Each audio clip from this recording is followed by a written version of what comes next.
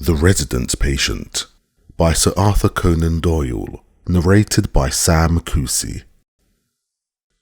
In glancing over the somewhat incoherent series of memoirs with which I have endeavoured to illustrate a few of the mental peculiarities of my friend, Mr. Sherlock Holmes, I have been struck by the difficulty which I have experienced in picking out examples which shall in every way answer my purpose.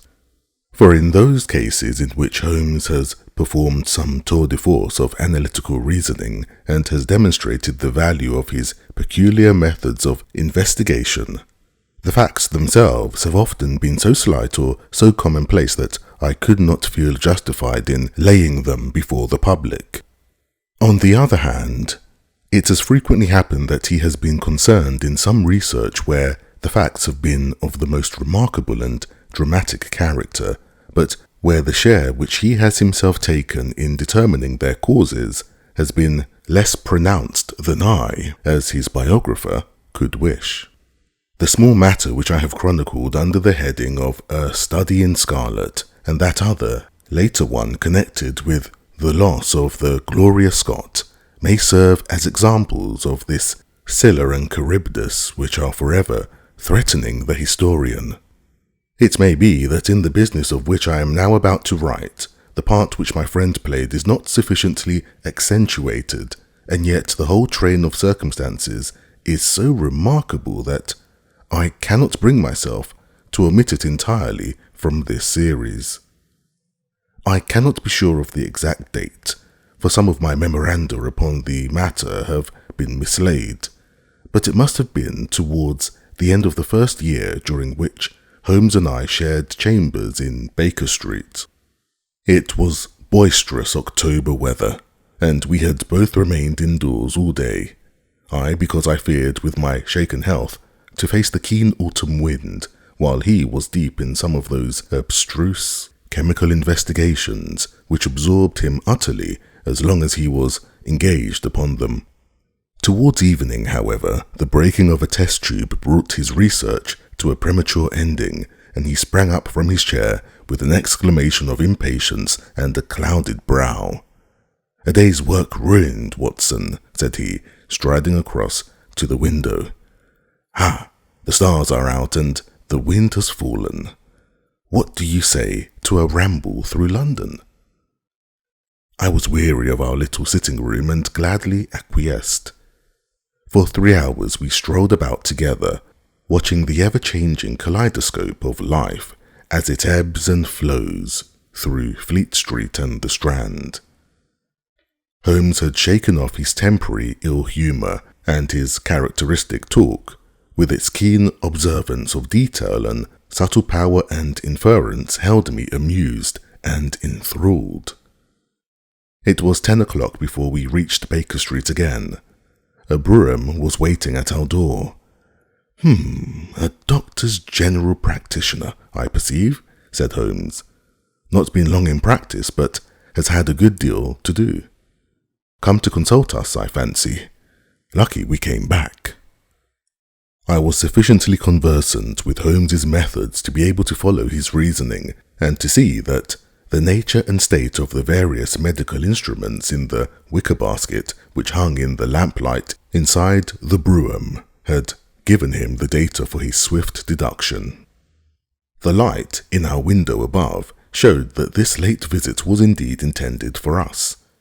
With some curiosity as to what could have sent a brother medico to us at such an hour, I followed Holmes into our sanctum.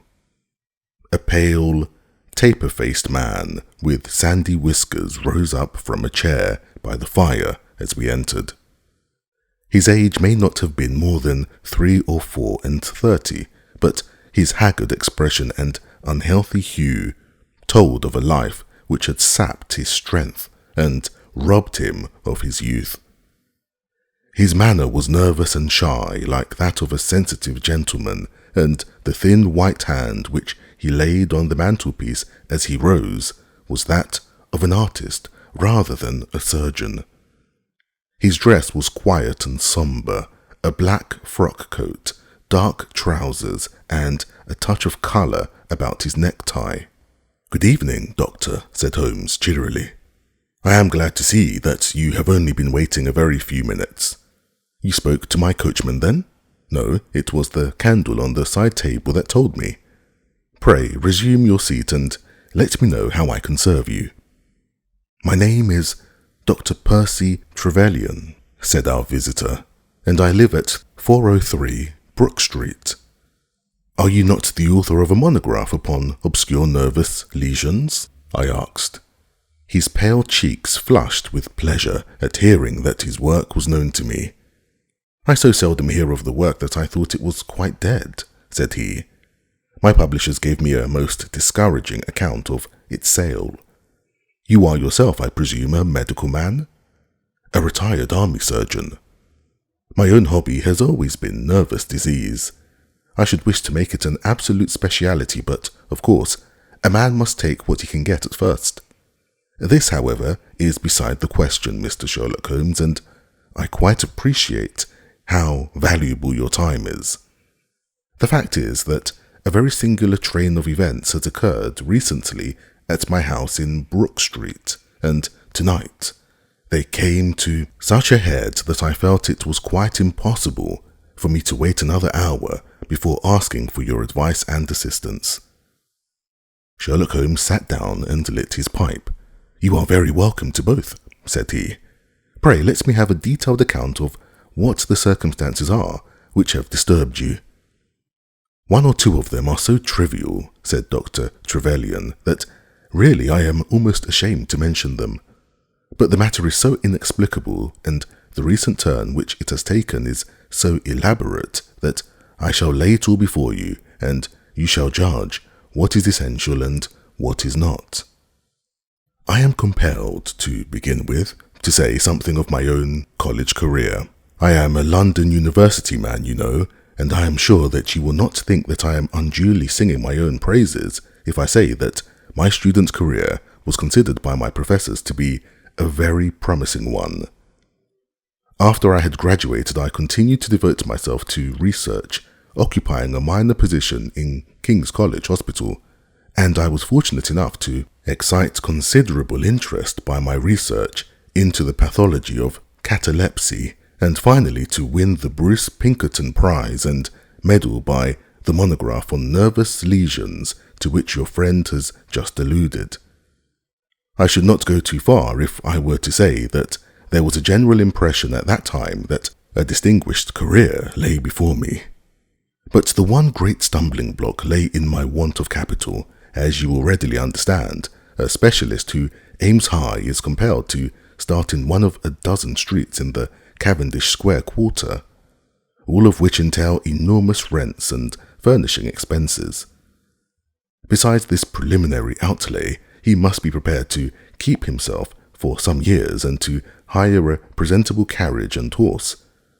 To do this was quite beyond my power, and I could only hope that, by economy, I might in 10 years' time save enough to enable me to put up my plate.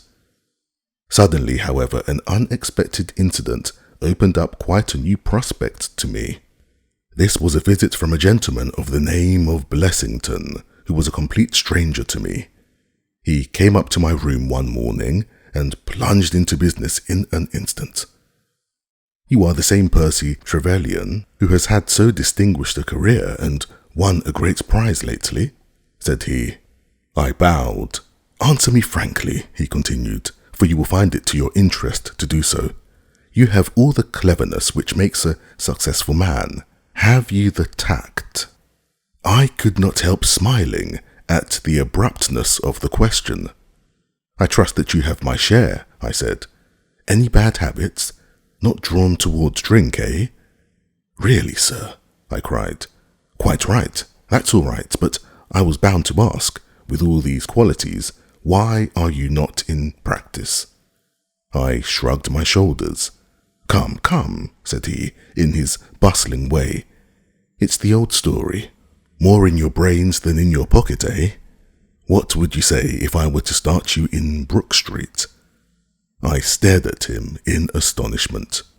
Oh, it's for my sake, not for yours, he cried. I'll be perfectly frank with you, and if it suits you, it will suit me very well. I have a few thousands to invest, you see, and I think I'll sink them in you." "But why?" I gasped.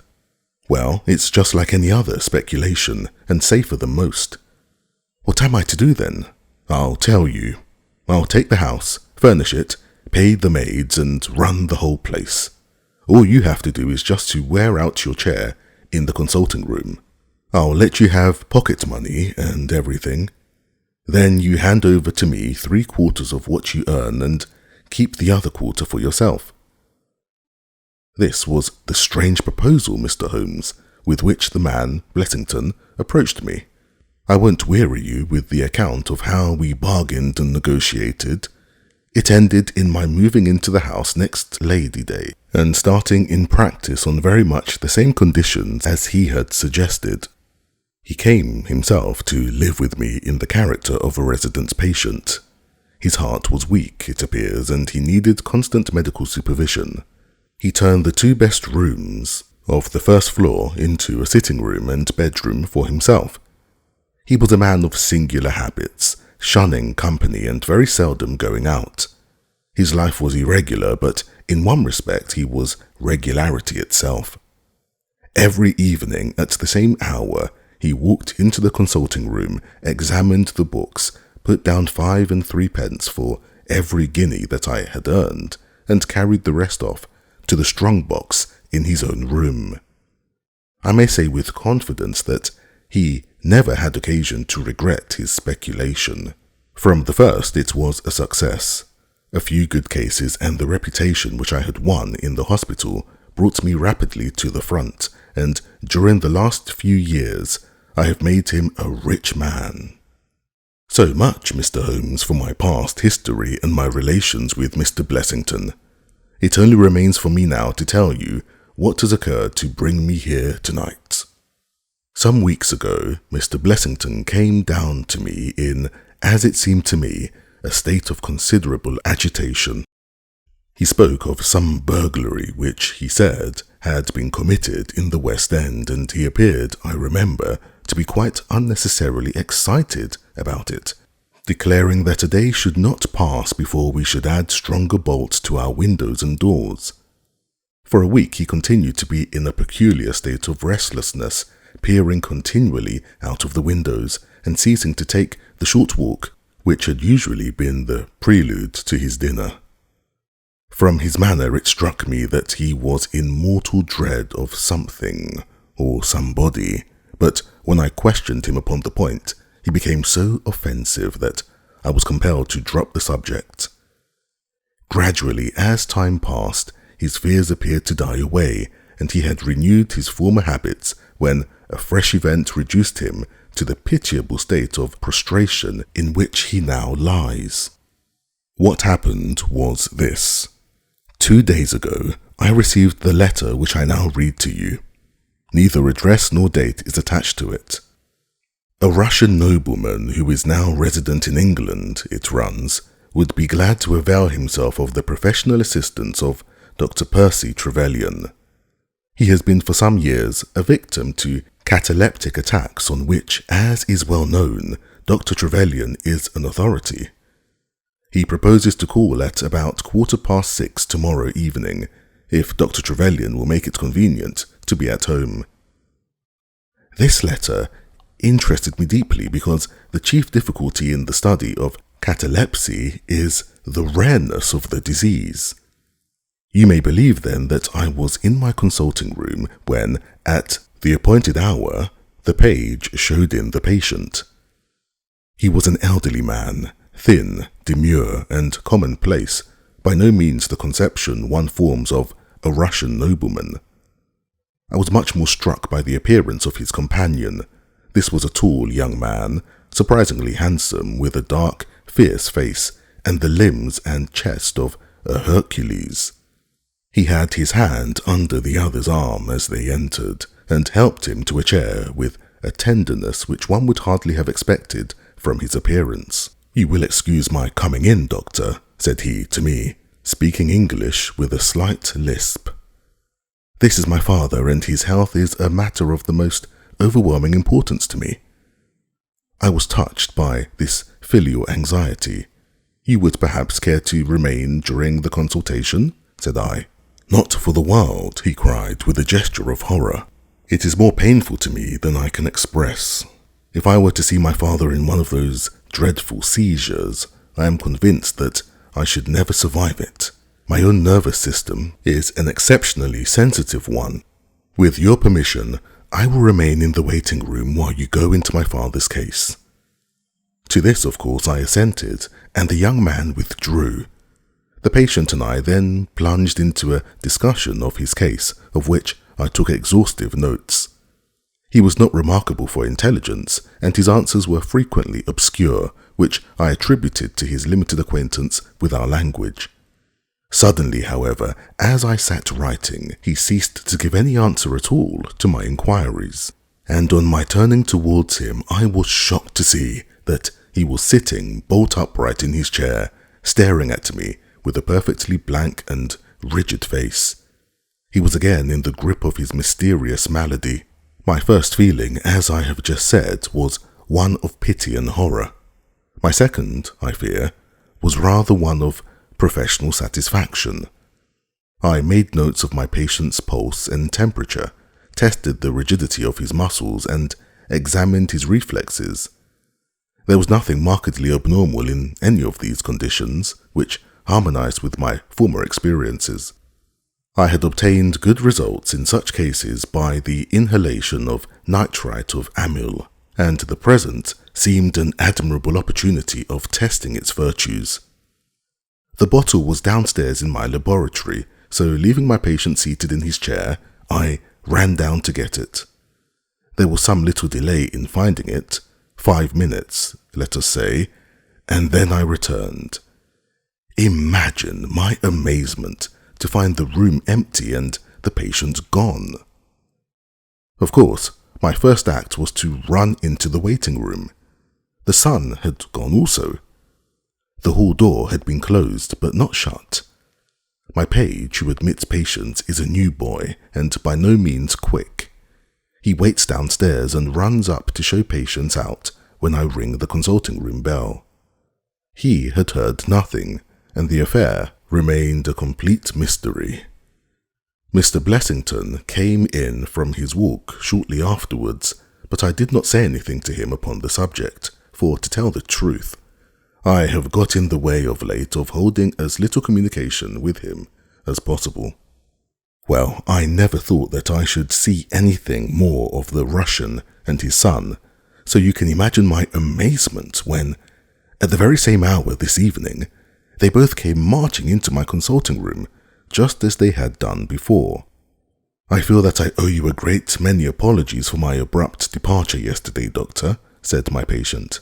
I confess that I was very much surprised at it, said I. Well, the fact is, he remarked, that when I recover from these attacks, my mind is always very clouded as to all that has gone before.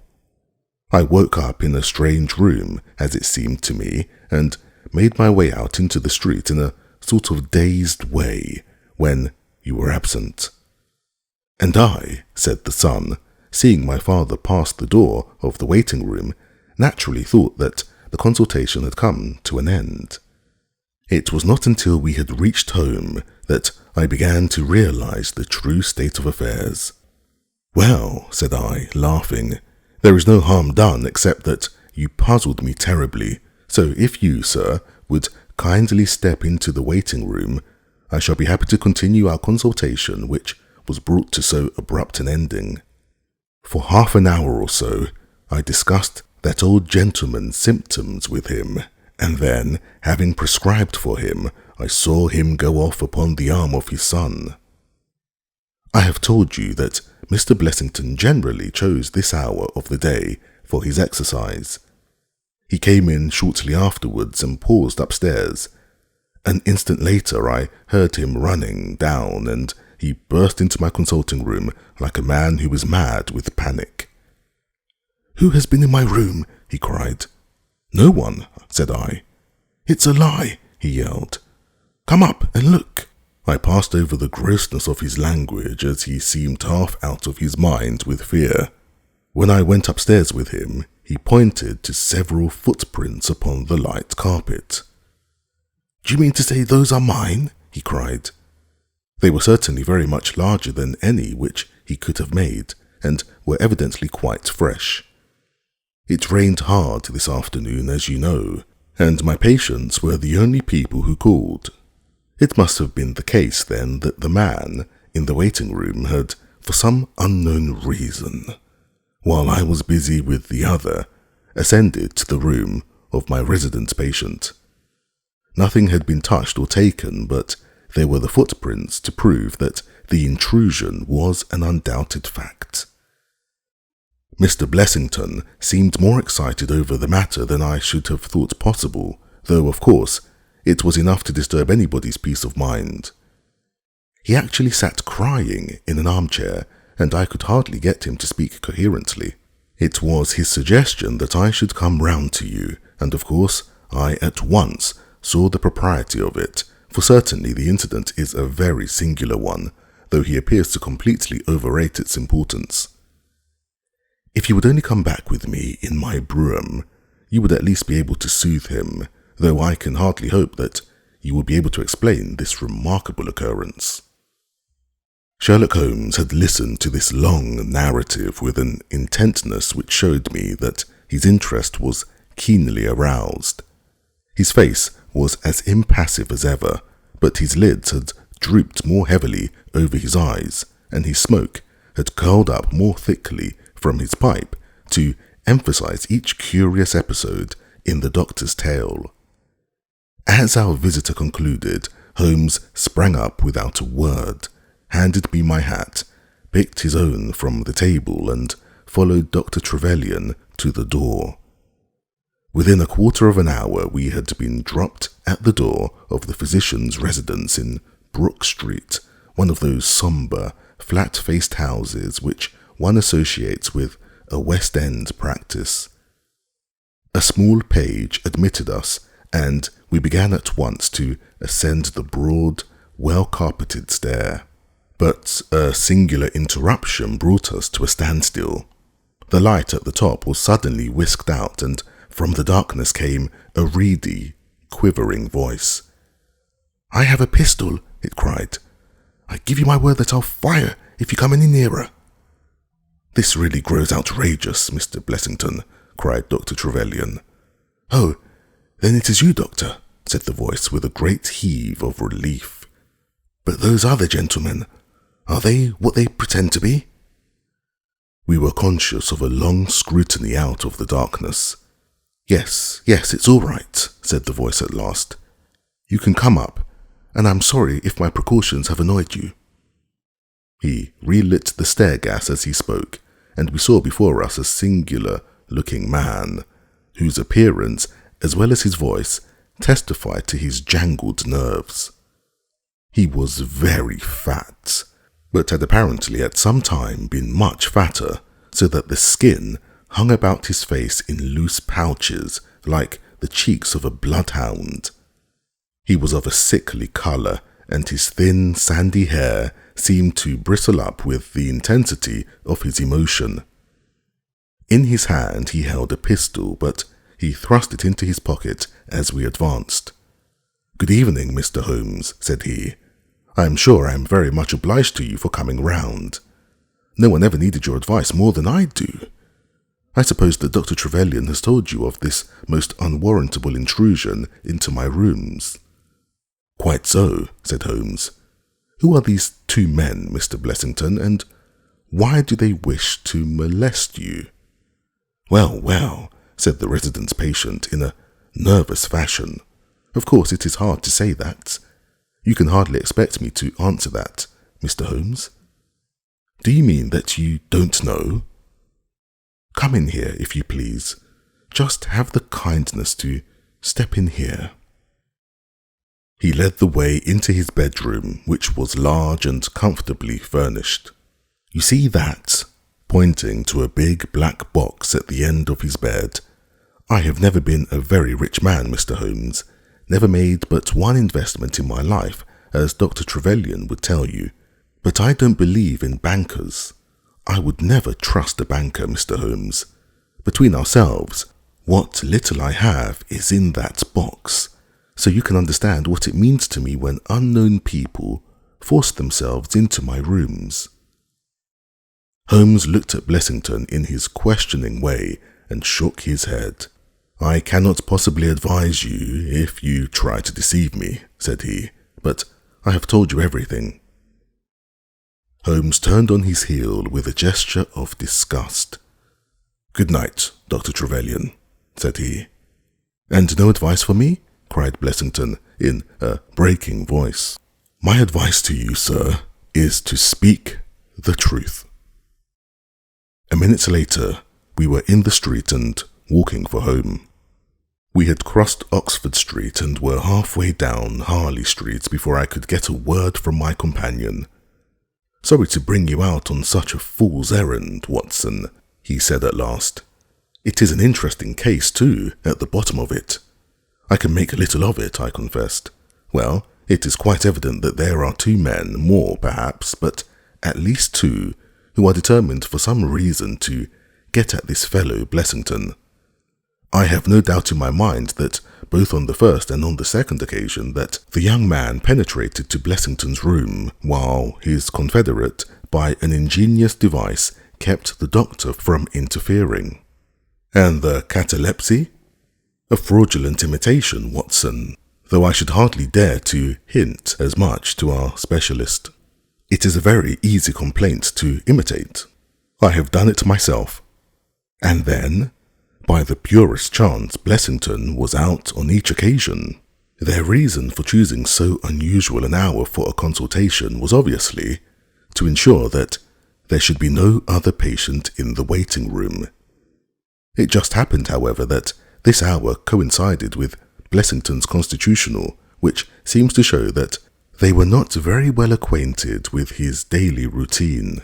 Of course, if they had been merely after plunder, they would have at least made some attempt to search for it.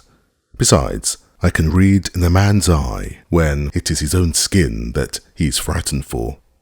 It is inconceivable that this fellow could have made two such vindictive enemies as these appear to be without knowledge of it. I hold it, therefore, to be certain that he does know who these men are, and that for reasons of his own, he suppresses it. It is just possible that tomorrow may find him in a more communicative mood." "Is there not one alternative?" I suggested. "Grotesquely improbable, no doubt, but still just conceivable. Might the whole story of the cataleptic Russian and his son be a concoction of Dr. Trevelyan's, who has, for his own purposes, been in Blessington's rooms?" I saw in the gaslight that Holmes wore an amused smile at this brilliant departure of mine.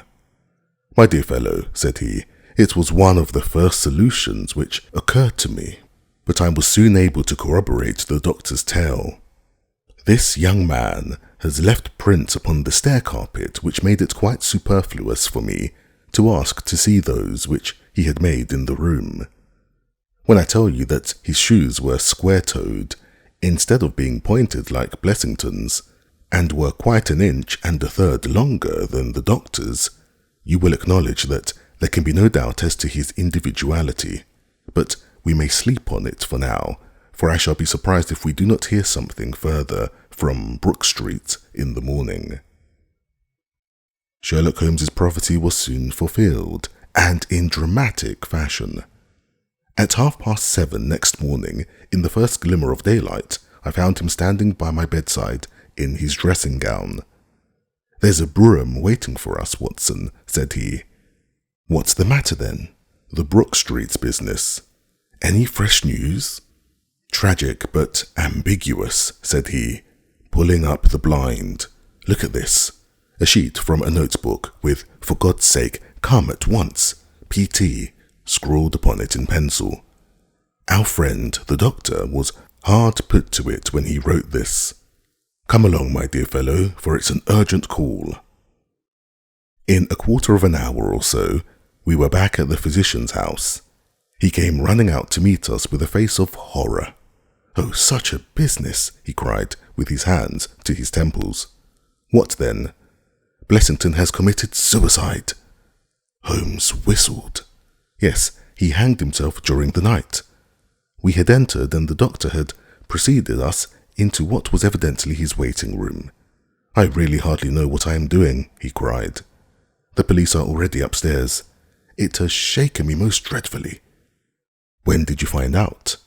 "He has a cup of tea taken into him early every morning. When the maid entered about 7, there the unfortunate fellow was hanging in the middle of the room. He had tied his cord to the hook on which the heavy lamp used to hang, and he had jumped off from the top of the very box that he showed us yesterday." Holmes stood for a moment in deep thought. "With your permission," said he at last, "I should like to go upstairs and look into the matter."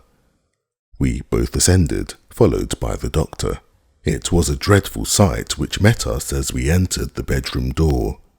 I have spoken of the impression of flabbiness which this man Blessington conveyed.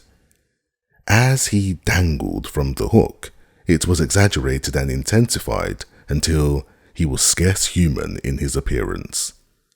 The neck was drawn out like a plucked chicken's, making the rest of him seem the more obese and unnatural by the contrast. He was clad only in his long night-dress, and his swollen ankles and ungainly feet protruded starkly from beneath it. Beneath him stood a smart-looking police inspector who was taking notes in a pocket-book.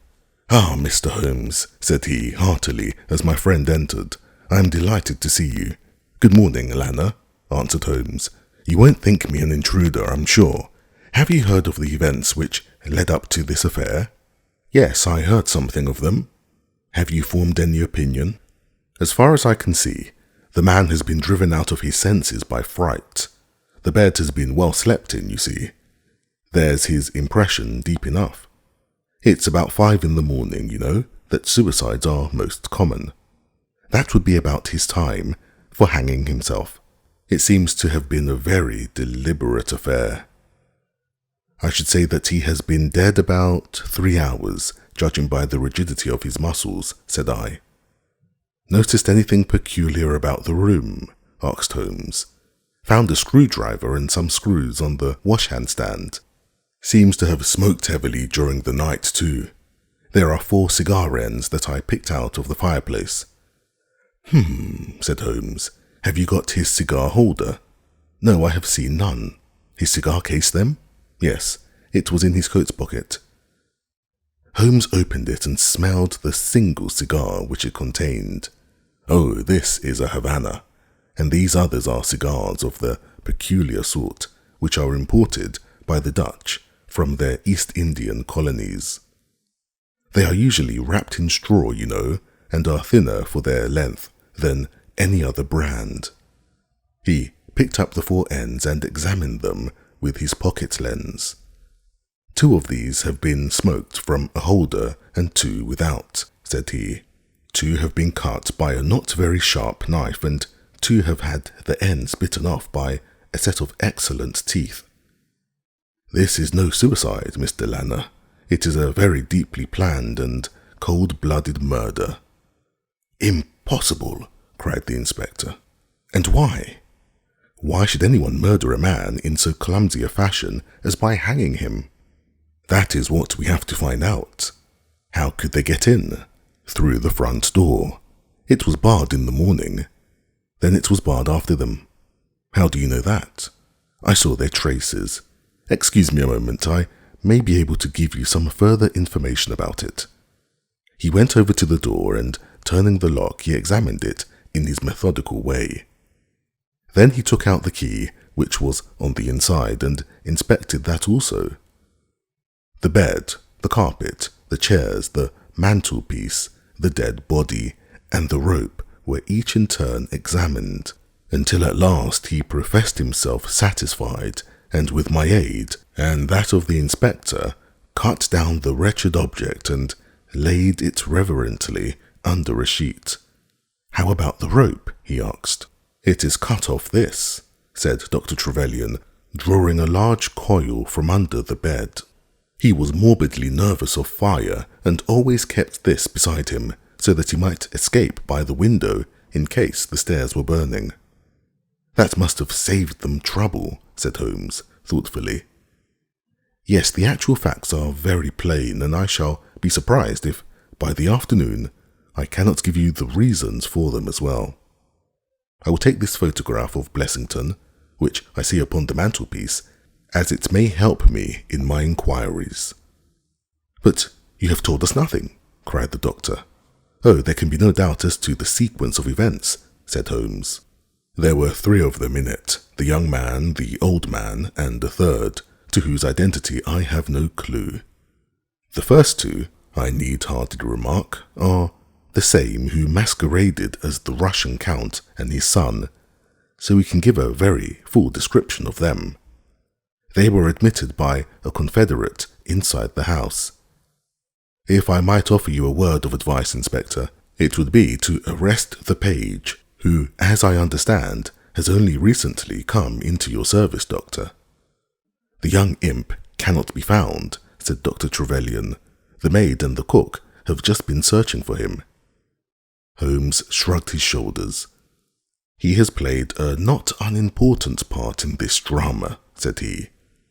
The 3 men having ascended the stair, which they did on tiptoe, the elder man first, the younger man second, and the unknown man in the rear. My dear Holmes, I ejaculated. Oh, there could be no question as to the superimposing of the footmarks. I had the advantage of learning which was which last night. They ascended then to Mr. Blessington's room, the door of which they found to be locked. With the help of a wire, however, they forced round the key. Even without the lens, you will perceive by the scratches on this ward where the pressure was applied. On entering the room, their first proceeding must have been to gag Mr. Blessington. He may have been asleep, or he may have been so paralyzed with terror as to have been unable to cry out. These walls are thick, and it is conceivable that his shriek, if he had time to utter one, was unheard. Having secured him, it is evident to me that a consultation of some sort was held. Probably it was something in the nature of a judicial proceeding. It must have lasted for some time, for it was then that these cigars were smoked. The elder man sat in that wicker chair. It was he who used the cigar holder. The younger man sat over yonder. He knocked his ash off against the chest of drawers. The third fellow paced up and down. Blessington, I think, sat upright in the bed, but of that I cannot be absolutely certain. Well, it ended by their taking Blessington and hanging him. The matter was so prearranged that it is my belief that they brought with them some sort of block or pulley which might serve as a gallows. That screwdriver and those screws were, as I conceive, for fixing it up. Seeing the hook, however, they naturally saved themselves the trouble. Having finished their work, they made off, and the door was barred behind them by their confederate. We had all listened with the deepest interest to this sketch of the night's doings, which Holmes had deduced from signs so subtle and minute that, even when he had pointed them out to us, we could scarcely follow him in his reasoning. The inspector hurried away on the instant to make inquiries about the page, while Holmes and I returned to Baker Street for breakfast. "I'll be back by 3, said he, when we had finished our meal. "Both the inspector and the doctor will meet me here at that hour, and I hope by that time to have cleared up any little obscurity which the case may still present." Our visitors arrived at the appointed time, but it was 3:15 before my friend put in an appearance. From his expression as he entered, however, I could see that all had gone well with him. "Any news, Inspector?" "We have got the boy, sir." "Excellent. And I have got the men." "You have got them?" we cried, "all 3. "Well, at least I have got their identity. This so-called Blessington is, as I expected, well known at headquarters, and so are his assailants. Their names are Biddle, Haywood, and Moffat." "The Worthington Bank Gang," cried the inspector. "Precisely," said Holmes. "Then Blessington must have been Sutton." "Exactly," said Holmes. "Why, that makes it as clear as crystal," said the inspector. But Trevelyan and I looked at each other in bewilderment. You must surely remember the great Worthington Bank business, said Holmes. 5 men were in it, these 4 and a 5th, called Cartwright. Tobin, the caretaker, was murdered, and the thieves got away with £7,000. This was in 1875. They were all 5 arrested, but the evidence against them was by no means conclusive. This Blessington, or Sutton, who was the worst of the gang, turned informer. On his evidence, Cartwright was hanged, and the other 3 got 15 years apiece. When they got out the other day, which was some years before their full term, they set themselves, as you perceive, to hunt down the traitor and to avenge the death of their comrade upon him. Twice they tried to get at him and failed. A 3rd time, you see, it came off. Is there anything further which I can explain, Dr. Trevelyan? I think you have made it all remarkably clear, said the doctor. No doubt the day on which he was perturbed was the day when he had seen of their release in the newspapers. Quite so. His talk about a burglary was the merest blind. But why could he not tell you this? Well, my dear sir, knowing the vindictive character of his old associates, he was trying to hide his own identity from everybody as long as he could. His secret was a shameful one, and he could not bring himself to divulge it. However, wretch as he was still living under the shield of British law, and I have no doubt, Inspector, that you will see that, though that shield may fail to guard, the sword of justice is still there to avenge. Such were the singular circumstances in connection with the resident patient and the Brook Street doctor. From that night, nothing has been seen of the 3 murderers by the police, and it is surmised at Scotland Yard that they were among the passengers of the ill-fated steamer Nora Creina, which was lost some years ago with all hands upon the Portuguese coast, some leagues to the north of Oporto. The proceedings against the page broke down for a want of evidence, and the Brook Street mystery, as it was called, has never until now been fully dealt with in any public print.